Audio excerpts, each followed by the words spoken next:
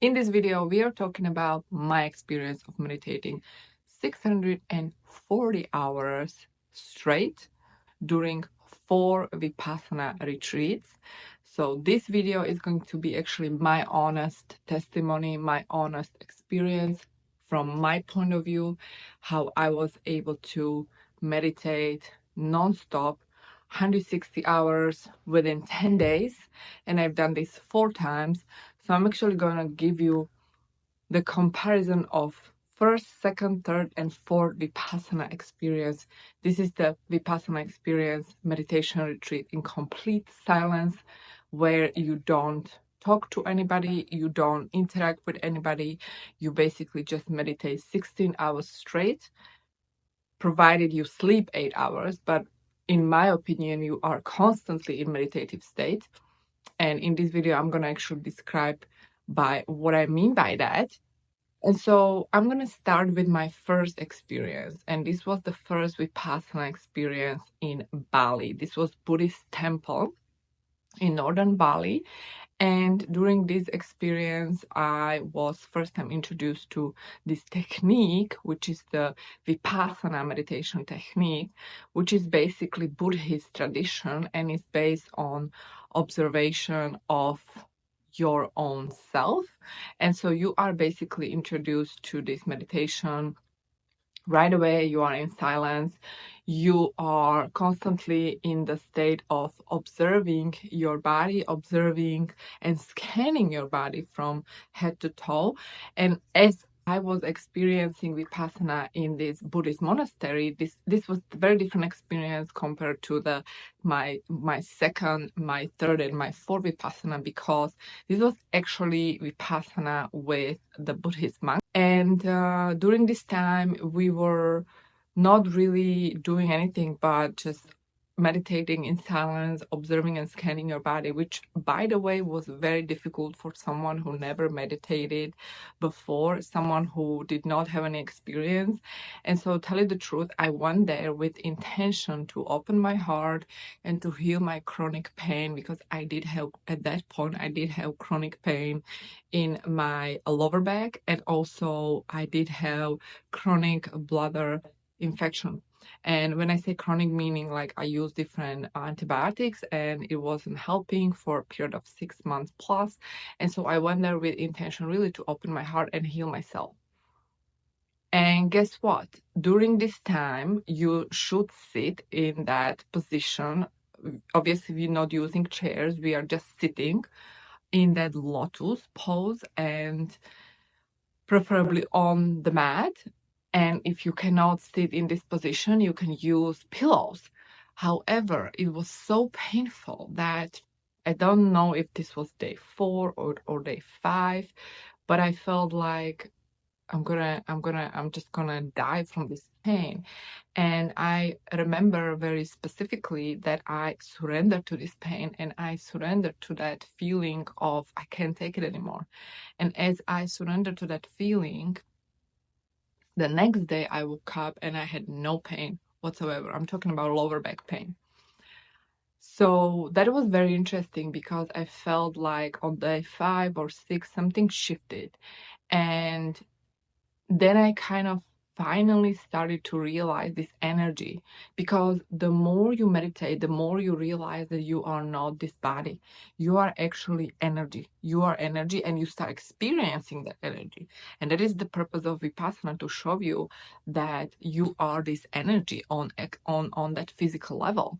And when I did the second Vipassana, third Vipassana, fourth Vipassana, this was with the Goenka organization. Goenka is the guy who started this organization, and this is worldwide organization. This is a non-profit organization, so it's all donation based. And the idea was to provide opportunity for people around the world who can and want to attend Vipassana in more organized setting, if you will. And so this was a little bit more organized, and the same schedule. Like, we would wake up in the morning, I believe it was 4 in the morning, then we would meditate from 4 till 6, then we had breakfast, and then we meditated from like 7 till 11, I believe, or 11:30. Then we had lunch.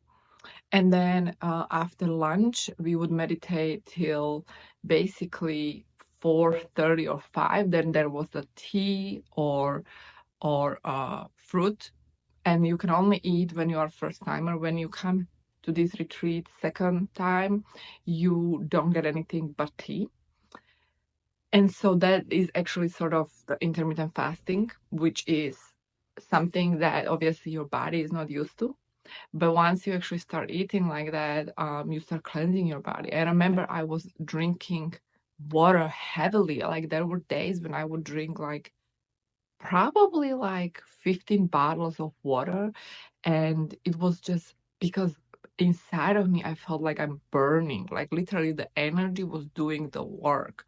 So I would be drinking this water and like crazy because I was actually flushing out the toxins, which were the emotions stored in my body, and literally it felt like I'm burning inside.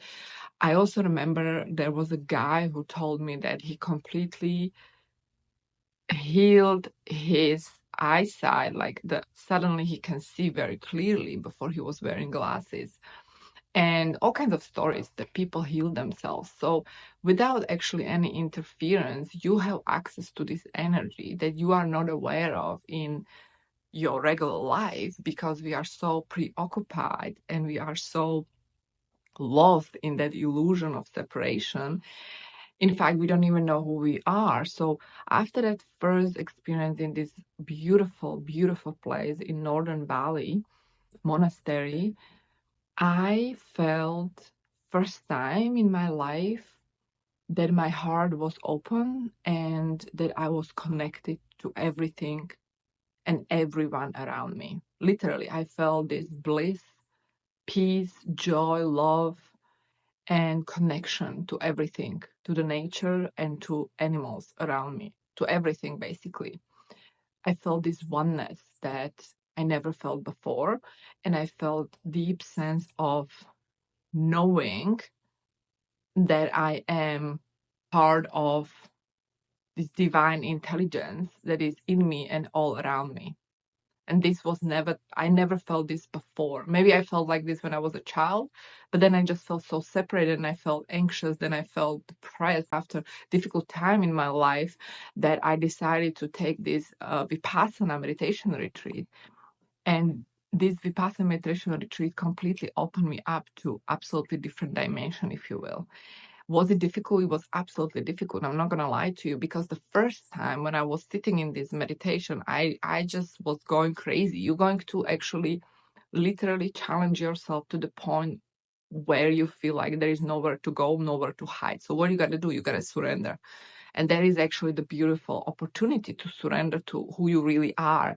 And so as you are unfolding to this truth of who you are, you're going to feel the pain. That's normal. Your ego is holding onto this identity, and all these experiences from the past are actually resurfacing. They are coming to the surface for you to observe them and to dissolve them by act of observing, by being aware, by being actually present with who you are, what you've been through.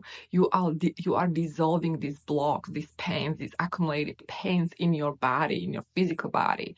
And so for me, so many different memories would come up that I didn't even know from my childhood, from my teenage years, from life, and I didn't even know they caused certain traumas or they were suppressed because it was not pleasant to go there. And some of these emotions were not pleasant. Some of these emotions felt like guilt. Some of these emotions felt like anger, rage, and they needed to come up so I can dissolve them, become peace with who I am. And so that's how I was actually able to heal my lower back pain completely. And then that's exactly how I was able to heal that bladder infection completely. So that was the first experience, beautiful experience in northern Bali. My second experience was actually 6 weeks later. And this was in Nepal. This was in Nepal, in Kathmandu.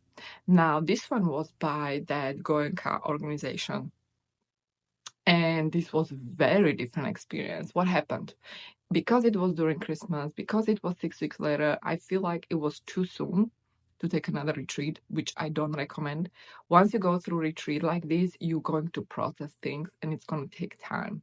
So I actually don't really recommend to go straight away to another retreat. It was actually not as pleasant because what happens? The mind is comparing everything. And maybe it wasn't necessarily bad. Maybe it was meant to happen like that. But when I look back, I would probably wait and do it again a little bit later. That's my point here. And so this one was in Nepal, Kathmandu. It was cold, it was Christmas time, and it was the goenka organization. And I was comparing everything to that first experience, which obviously the mind is doing, which is the trick. The ego is doing it. And as I was comparing everything and really feeling like, what am I doing here? I was going deeper. And that's the beauty about Vipassana, because you actually will go deeper with every experience. You will go deeper. And as you are going deeper, you're going to the deeper level of your subconscious mind. You will be actually facing your shadows, your demons, your subconscious limitations, if you will, and they will be coming to the surface. And so for me, that experience was a very painful experience. When I compare it with the first one, this was way more painful. But when I got out, I, to be honest, was a little bit disoriented. Like, I felt like, what am I even doing here in this world? Like, it felt like very confusing.